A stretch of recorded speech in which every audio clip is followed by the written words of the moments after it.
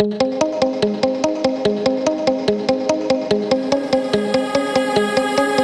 many people do you know who seem totally just trapped by stuff in their life? Like, you know what I mean when I say they just seem trapped?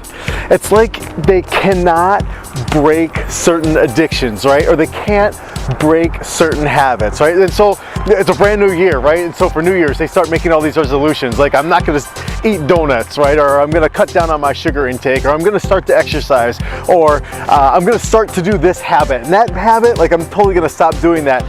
And it seems to work, right? For like a day or two.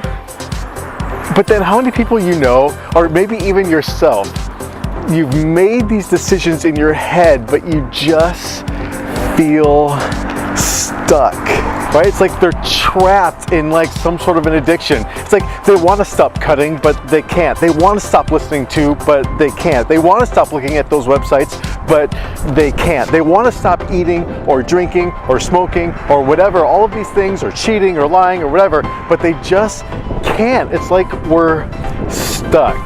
Do you know anyone like that? So we're in part 15, right, of this like eternal series called The Movement. And basically we're at the final fruit of the Spirit. There are 9 of them. This is the last fruit of the Spirit Paul talks about, and it is self-control. Just when I say that, self-control, like, what do you think about? What do you think of? What is it that it's like, I don't know if I can do that. That takes a whole lot of whatever.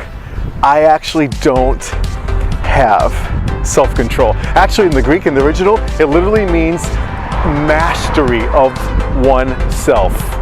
So, whether it's you, or a friend, or a family member, or a loved one, or whatever, Paul says if you're walking with the Spirit, if you're actually walking with God, we will be able to have mastery over ourselves. This whole idea of being stuck in a situation, it won't happen.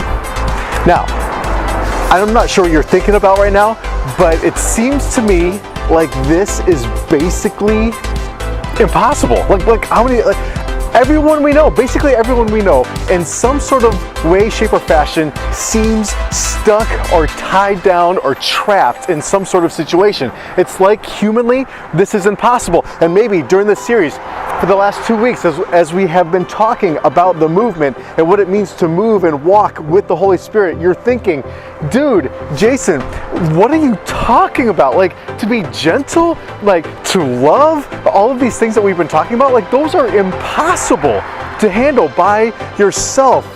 And maybe that's actually the point Paul is making.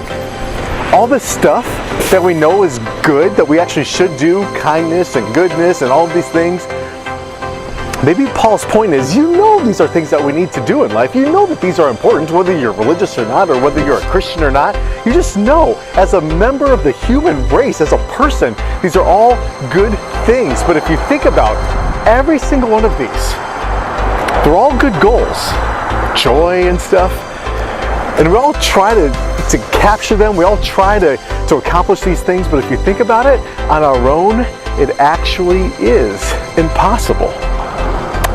And I think that's the point. I think that's why Jesus told the disciples, don't leave. You remember that? Don't do anything until you have the gift of the Holy Spirit.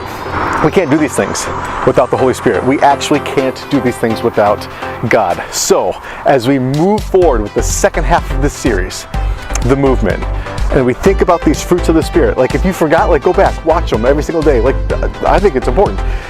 How is it? What would it look like if we invite God to help us navigate and accomplish all of these things? Because honestly, on our own, we just can't do it.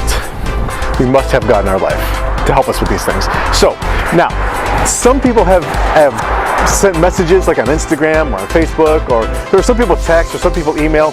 If you have any question about anything, either the stuff we're talking about here in church, either the stuff we're talking about here at the Daily Dance, or you just have another random question about anything, So what we're gonna do, feel free to send in your questions, message on Instagram or on Facebook or on social media or text or email. If you need that information, just like let me know and we'll get that information to you. But basically what we'd like to do here at Perichoresis is to make these videos a little bit more interactive, a little bit more engaging, so that, yeah, I'm talking to you, but I want to hear from you, right? We want to hear from you, your messages or your questions or your thoughts, and then let's actually engage in a conversation about the stuff that we're talking about.